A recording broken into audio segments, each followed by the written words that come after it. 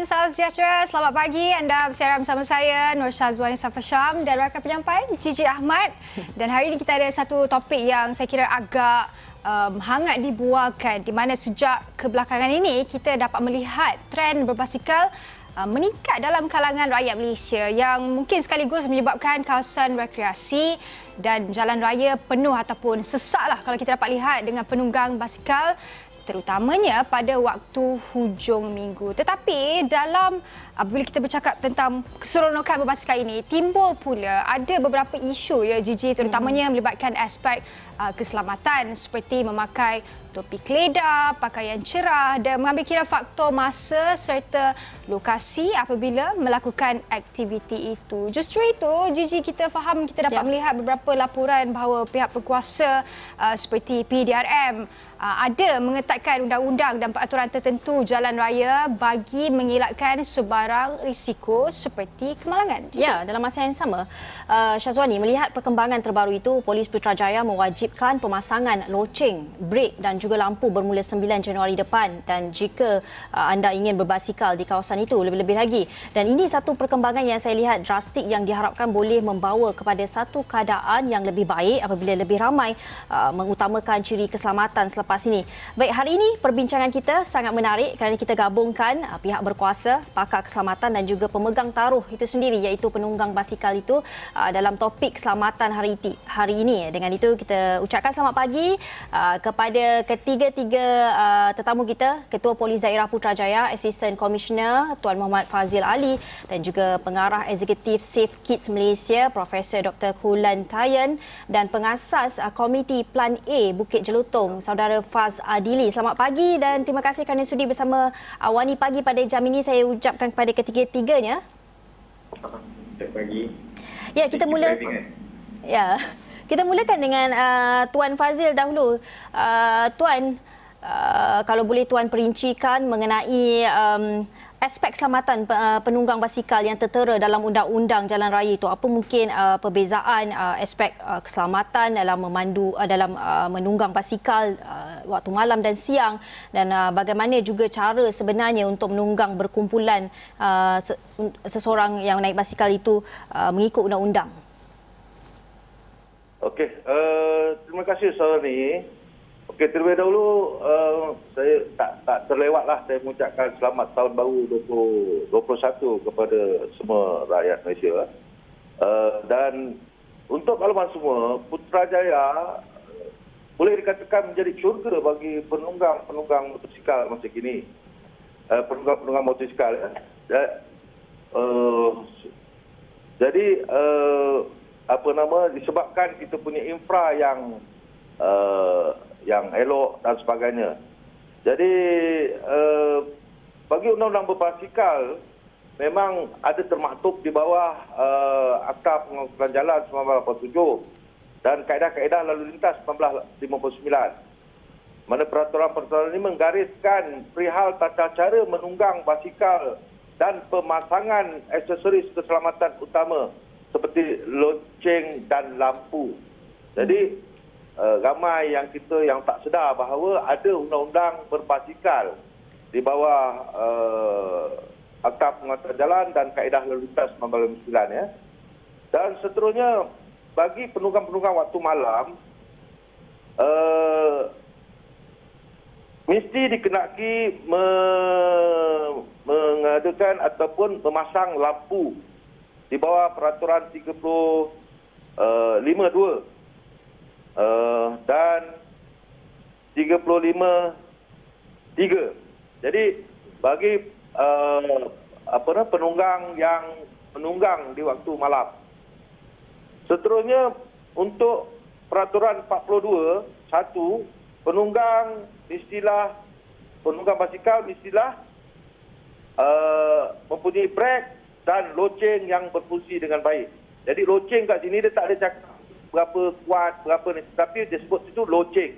That's why baru-baru ini kita mengarah ataupun membuat advokasi ataupun beri khidmat nasihat kepada penunggang-penunggang yang berada di sekitar Putrajaya ini supaya mengadakan loceng dan serta lampu bagi menggunakan ataupun menunggang basikal di sinilah. Seterusnya, untuk penunggang-penunggang secara berkumpulan, kita tidak menggalakkan secara berlomba-lomba, tetapi kita perlulah menunggang dengan secara single file, berturutan di sebelah kiri, kerana dengan berturutan di sebelah kiri single file boleh mengelakkan risiko kemalangan dan boleh memberi ruang kepada pengguna jalan lain yang lebih utama seperti kereta, motosikal dan sebagainya. Dan seterusnya, bagi penunggang-penunggang basikal yang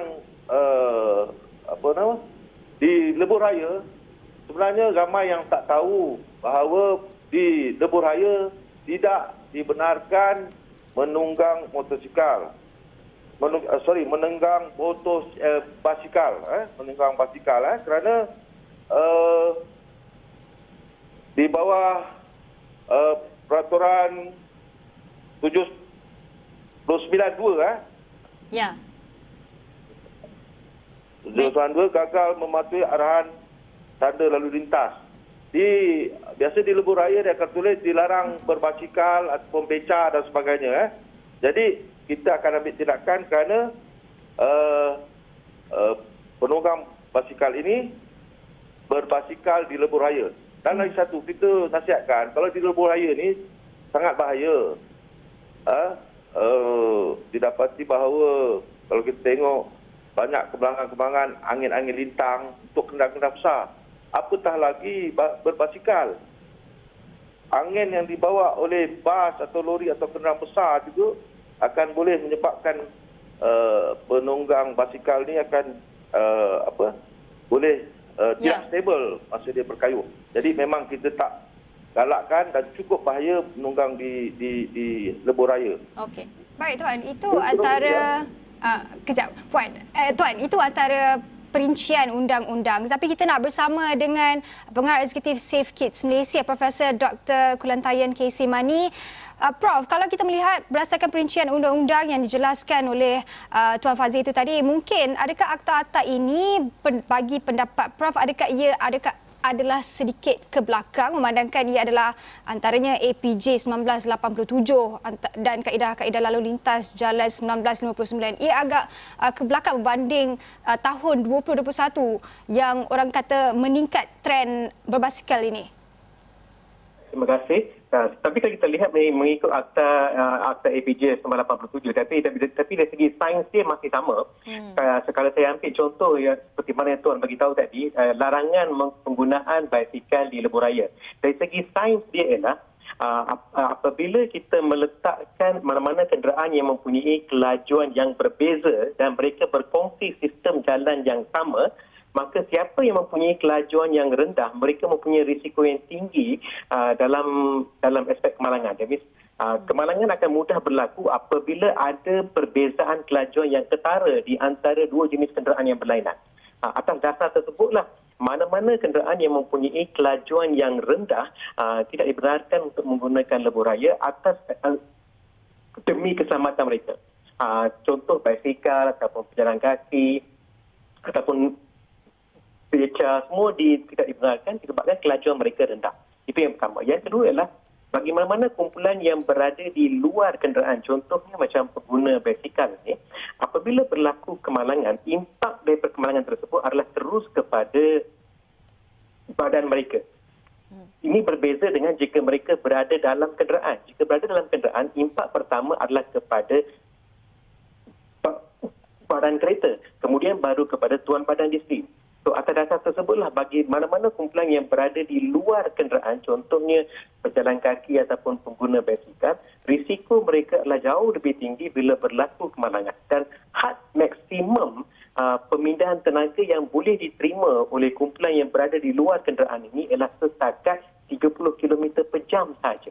Ini membawa maksud pengguna basikal jika berlaku kemalangan dan kemalangan tersebut katakanlah sebuah kereta datang langgar mereka dan pada masa kereta langgar tersebut kelajuan kereta tersebut adalah 50 km per jam contoh, bermaksud kemungkinan besar ia akan menjadi kemalangan maut disebabkan pengguna basikal hanya mampu untuk menerima pemindahan tenaga maksimum setakat 30 km per jam sahaja.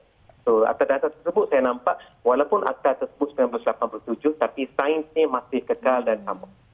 Ya, baik. Itu penjelasan Prof mengenai Akta APJ 87 dan dalam masa yang sama kita tidak lengkap kalau kita tidak ambil pandangan daripada penunggang basikal itu sendiri. Saudara Faz Adili iaitu pengasas Komiti Plan A Bukit Jelutong, Saudara Faz melihat daripada peraturan baru yang mewajibkan pemasangan loceng, brek dan lampu di kawasan Putrajaya sendiri. Bagaimana pandangan Faz sebagai penunggang basikal? Faz juga kita tahu sebagai seorang pengasas dan juga pengurus pasukan berbasikal. Apa mungkin melihat pada perkembangan ini, pandangan Faz sendiri? Terima kasih, Saweri. Izinkan saya berkongsi sedikit pendapat tentang trend basikal yang semakin hangat ini. Saya agak terkejut sebenarnya dengan jumlah penambahan cyclist dalam tempoh 2 tahun ataupun setahun kebelakang ini, yang mana trendnya meningkat begitu drastik. Tak pernah lagi saya lihat perkembangan sebegini pesat sepanjang 10 tahun saya berkayuh. Ada bagus dan tidak bagusnya, ada pros and cons. Tapi apa yang kita dapat lihat di sosial media sekarang ni banyak di-highlightkan tentang perkara-perkara yang tak baguslah. Cuma saya sedikit kecewa disebabkan banyak diberikan penekanan ke arah aspek yang tidak bagus ni, yang mana kumpulan kecil saja yang terlibat, tapi daripada apa yang kami terima dari segi hukuman dipukul secara rata. So bagi saya secara keseluruhan untuk industri berbasikal ianya adalah tidak adil. Ya, Faz, kalau kita lihat sekarang ni musim hujan, kita pula berbicara mengenai aspek keselamatan. Bagaimana sendiri sebagai penunggang basikal, apa aspek keselamatan yang diambil oleh Faz dan rakan-rakan terutamanya dalam musim hujan ini? Dan kita tahu banyak kemalangan yang melibatkan penunggang basikal, Faz. Okey, kalau kita melihat jumlah statistik kemalangan melibatkan penunggang basikal, teramatlah rendah kalau ingin dibandingkan dengan penunggang motosikal ataupun kereta. Namun saya setuju langkah keselamatan dalam penunggang basikal dan cuaca yang tidak terbaik haruslah ditekankan. Penggunaan lampu amat bagi saya wajib, sebab bila anda berkayuh di atas basikal, anda adalah satu objek yang sangat kecil kalau dibandingkan dengan kenderaan yang lain. Dari segi aspek loceng pula, saya ada mixed feeling untuk penggunaan loceng ni, sebab macam yang seperti tuan-tuan dan tuan-tuan maklum, penggunaan loceng ni undang-undangnya agak lapuk. Jadi teknologi untuk loceng juga sudah berubah. Mungkin di Malaysia budaya ini masih baru, dari segi teknologi dan equipment kita masih belum bersedia. In fact, saya belum tak nampak pun lagi kedai-kedai basikal yang menjual loceng yang sesuai untuk penggunaan basikal yang berlainan. So, dari segi keselamatan juga, saya ingin syorkan kepada semua pengguna basikal supaya berkayuh dalam keadaan yang sesuai dan juga masa yang sesuai. Untuk keselamatan diri sendirilah. Supaya contoh, bila berkayuh dalam hujan, jalan licin, mungkin boleh elakkan tunggu sebentar ataupun janganlah berkayuh di waktu puncak untuk mengelakkan kecelakaan jalan raya. Baik, kita nak bersama kembali dengan Tuan Fadzil. Tuan Fadzil, mungkin Tuan Fadzil boleh jelaskan, adakah penunggang-penunggang basikal ini perlu minta permit untuk melalui beberapa kawasan, terutamanya di kawasan yang agak sibuk, Tuan? Semua berbasikal ni boleh jalan mana-mana saja, tak perlu permit. Tetapi sekiranya nak lalu di lebuh raya, contoh ada satu maraton ataupun perlumbaan ataupun berbasikal Litua di Langkawi sebagai contohnya kan. Okey, dia perlu mendapat pemakluman daripada kita supaya kita boleh membuat kawalan. Itu bagi yang khususnya. Tetapi bagi yang keadaan biasa untuk berrekreasi dan sebagainya, ataupun lagi kedai roncit nak beli rokok, nak beli gula, tak perlu permit pun. Macam biasa. Sebab undang-undang dah ada dah. Dia boleh jalan dan mengikut peraturan. Super juga dengan kita menunggang motosikal. Kita lampu merah, kita berhenti. Basikal pun begitu juga. Lampu merah berhenti. Lorong, ikut lorong, jangan kontraflow dan sebagainya. Jadi dari segi permohonan permit tak perlu. Cuma perlu memastikan segala peraturan jalan raya khususnya untuk berbasikal dipatuhilah sepenuhnya. Ya. Itu ya. Tuan, kalau kita melihat juga tahap pengawasan keselamatan oleh pihak polis juga, bagaimana kita nak lihat daripada apa yang dikatakan oleh saudara Faz tadi, dia katanya teknologi loceng ni kalau dekat dalam Malaysia ni tak kehadapan sebab setengah basikal lain mungkin nak letak loceng yang berbeza. Bagaimana, adakah ada spesifik loceng atau brek yang ditentukan oleh pihak berkuasa, dan bagaimana pula kalau mereka ni penunggang basikal ni ingkar, apa mungkin hukuman yang atau denda yang telah disediakan? Kita perlu ingat, loceng ni tujuannya untuk apa? Untuk menarik perhatian penunggang ataupun pelalu ataupun orang yang berjalan, ataupun menarik perhatian kepada pengguna-pengguna jalan raya yang lain. Jadi seboleh-bolehnya loceng yang ada tu mestilah boleh didengari. Okey, kalau tak ada loceng pun apa tujuannya? Mesti ada buzzer ataupun ada horn dan sebagainya. Itu tujuan loceng tu diadakan. Jadi dari segi perkataan loceng tu very subjektif. Dia tak ada sebut berapa ketinggian kedengaran, kekuatan dia tak ada. Dia sebut loceng. Jadi siapa yang ada loceng untuk nak tu, mungkin kalau nak berubah, kita perlu ubah dari segi peraturan yang lain itu. Kita cuma laksanakan undang-undang apa yang ada dalam peraturan. Begitu juga dengan lampu. Kalau siang ni tak perlu lampu. Kalau kalau kita berjalan di malam hari, kalau lampu kita kecil, memang kita tak boleh nampak, betul? Jadi ikut kesesuaian. Kalau kita berbasikal, kita nak pakai lampu besar ke lampu kecil ke, kita tengok kegunaan kita. Tetapi that's why orang suka berbasikal di Putrajaya ini. Kenapa? Kerana infra dia yang cukup baik, jalan yang cukup baik, street lighting yang cukup baik. Kan? Kenapa tak nak berbasikal di estate? Jalan tidak baik. Tidak ada lampu jalan, gelap dan sebagainya. Bolehlah berbasikal di estate-estate, di jalan-jalan pendalaman dan sebagainya. Jadi itulah yang kita sebut tadi, dari segi penggunaan loceng dan lampu tu mengikut kesesuaian. Sesuai dia orang banyak berbasikal di Putrajaya, dia suka pasal infra kita yang baik, jalan yang baik, lampu yang baik dan sebagainya. Baik. So, ya. Baik Tuan, sebelum ini pihak berkuasa ada menyuarakan untuk mewujudkan laluan khas buat penunggang basikal di taman rekreasi, dan mungkin bagi Prof Kula, adakah kewujudan laluan khas di taman rekreasi ini memadai, dan mungkin kita melihat ada yang berbasikal, masih lagi berbasikal di jalan utama. Adakah dengan adanya laluan khas ini tahap kepatuhan itu akan ditingkatkan? Ya, kalau kita lihat dari segi laluan khas untuk basikal, memang satu idea yang cukup baik. Sebab kalau kita lihat dari segi kajian pun yang dibuat di Denmark, bila mereka memperkenalkan laluan khas dan di mana mereka mengasingkan basikal daripada mana-mana kenderaan lain, maka pengguna basikal akan menjadi lebih selamat. Dan dari segi kajian di Denmark menunjukkan pengurangan dari segi angka kecederaan sebanyak 35% lepas mereka memperkenalkan kemudahan lorong basikal. Sebab dia punya sains dia mudah. Kalau kita dapat asingkan pengguna basikal daripada mana-mana kenderaan lain yang mempunyai kelajuan tinggi, maka pengguna basikal akan jadi lebih selamat. Itu satu. Dan dari segi apabila kita mengasingkan pengguna basikal ini, ada dua. Satu dipanggil lorong basikal yang eksklusif, di mana kenderaan lain tidak boleh masuk dalam lorong ini. Dan juga bersama masa yang sama, basikal pun tidak boleh bergerak kepada lorong utama.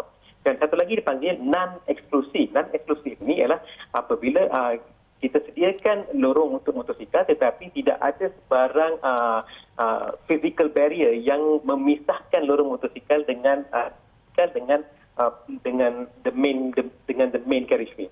Dalam situasi ini akan ada pergerakan keluar masuk kenderaan dari kenderaan bermotor ke lorong basikal ataupun basikal kepada kenderaan lain. Dalam situasi ini, dari segi benefit dia kurang sedikit berbanding dengan eksklusif. So, saya syorkan di mana ada peluang dan ruang, sebaik mungkin kita sediakan lorong basikal eksklusif dengan syarat ada juga permintaan yang banyak di kawasan tersebut. Dalam situasi ini kita dapat memastikan semua pengguna basikal selamat semasa mereka menggunakan kenderaan. Dalam kita bercakap berkenaan laluan khas ini, mungkin bagi FAS sendiri, apa pendapat FAS berkenaan laluan khas ini? FAS sebagai seorang yang senior dalam aktiviti berbasikal ini, mungkin FAS boleh jelaskan kawasan pemilihan bagi penunggang basikal ini. Kadang-kadang penunggang basikal ini menunggang secara beramai-ramai. Pemilihan lokasi itu memainkan peranan penting, FAS. Apa pendapat FAS? Okey, terima kasih. Pada pendapat saya, banyak request daripada Komiti Basikal untuk mewujudkan laluan khas yang baru untuk penunggang basikal. Tapi bagi pendapat peribadi saya, seperti mana yang ada di Thailand, kat sana ada Skylane berkaitan dengan airport. Ada lebih kurang dalam 25 km khas untuk laluan basikal saja. Tapi di Malaysia kita perlu ingat, kita tak sama seperti Thailand. Kita ada banyak laluan-laluan motor yang boleh digunakan ataupun boleh dikongsi. Dengan keadaan ekonomi yang tak begitu bagus sekarang ni, yang sangat teruk, kalau kita ingin mewujudkan infrastruktur yang baru, ia akan memerlukan belanja yang sangat tinggi.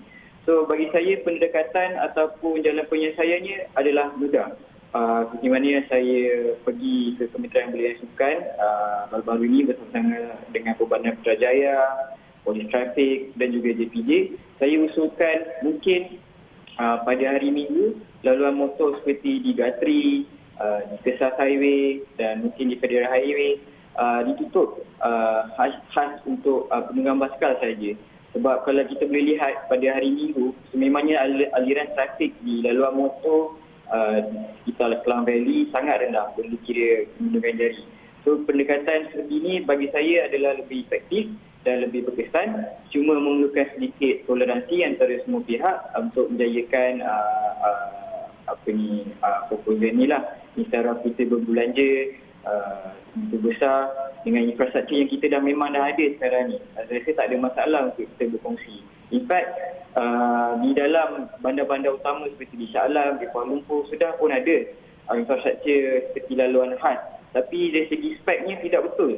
So, penunggang basikal ni tak boleh nak pakai lorong basikal tu. Kalau ada pun, kebanyakan masanya seperti KL sebagai contoh. Ada banyak, mungkin sekitar satu Kuala Lumpur. Tapi laluan tu diblok oleh kenderaan lain yang double park. In fact, saya pergi sendiri ada orang ada orang buka warung untuk berniaga di atas lorong basikal tu.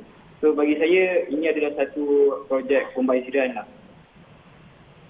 Ya, kita nak beralih kepada Tuan Fazil. Melihat daripada apa yang dikatakan oleh FAS ini, ramai yang mengambil kesempatan pada lorong motosikal dan juga basikal itu seperti double park dan sebagainya. Adakah pendekatan lain telah diambil oleh pihak berkuasa bagi menghalang perkara ini? Okey, untuk makluman, kalau di sekitar Putrajaya ni memang kita ada laluan basikal. Dan buat masa sekarang ni memang dia orang ni kurang lalu di laluan motosikal kerana ada pejalan kaki juga menggunakan laluan basikal tersebut.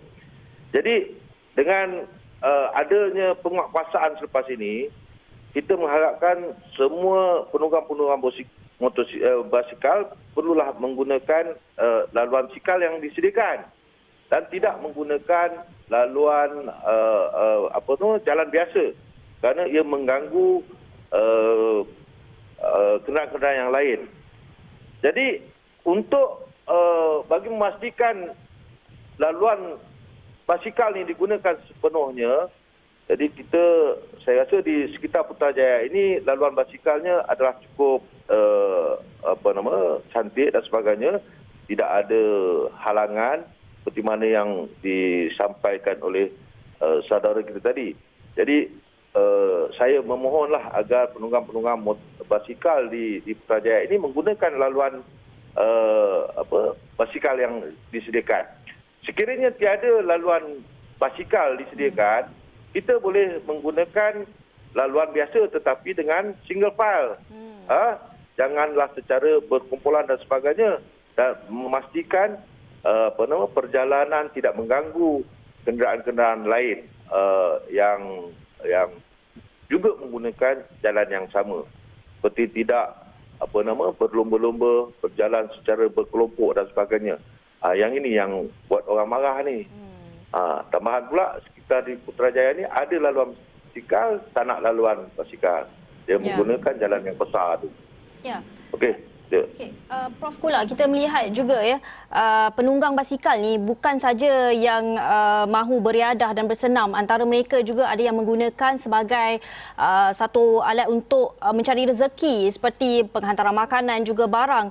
Dan sekarang ini tahun 2021, infrastruktur ke atas pengguna basikal masih lagi kita perkatakan, dan mungkin pandangan Prof Kula sendiri mungkin ada cadangan untuk memperbaiki perkara ini agar kita dapat selesaikan dengan segera.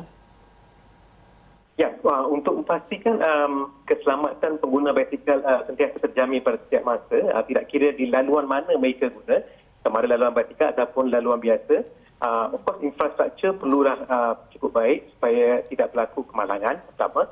Tapi pada peringkat diri sendiri, apa yang seorang pengguna basikal boleh buat ialah pastikan kebolehihatannya tinggi. Sebab kita kena ingat, saiz basikal adalah jauh lebih kecil berbanding dengan saiz sebuah kereta. Contohnya, basikal saiznya mungkin hanya 1/4 daripada saiz kereta. Bermaksud peluang untuk lihat basikal adalah jauh lebih kurang daripada kita melihat sebuah kereta.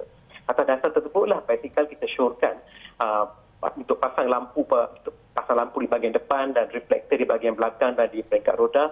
Dan pada peringkat diri dia sendiri ialah sebaik mungkin kalau dia boleh pakai jaket pemantul cahaya pada waktu malam, maka daripada jauh lagi kita nampak ada seorang pengguna basikal di depan kita. Itu dari segi kebolehlihatannya. Ya. Dan yang saya lihat satu lagi adalah dari segi produk keselamatan yang seorang pengguna basikal harus menggunakan ialah topi keledar basikal. Walaupun dia bukan dari segi peraturan lagi, tetapi jika kita percaya topi keledar adalah sebuah produk keselamatan dan boleh memberi kita perlindungan, apa salahnya kita menggunakan topi keledar tersebut? Ini membawa maksud kita menggunakan topi keledar tersebut atas dasar dia memberikan kepada kita perlindungan dan bukan semata-mata hanya untuk memenuhi keperluan perundangan. Okey, sebab kita kena ingat, topi keledar basikal dapat mengurangkan kecederaan kepala lebih kurang daripada 63 hingga 88%.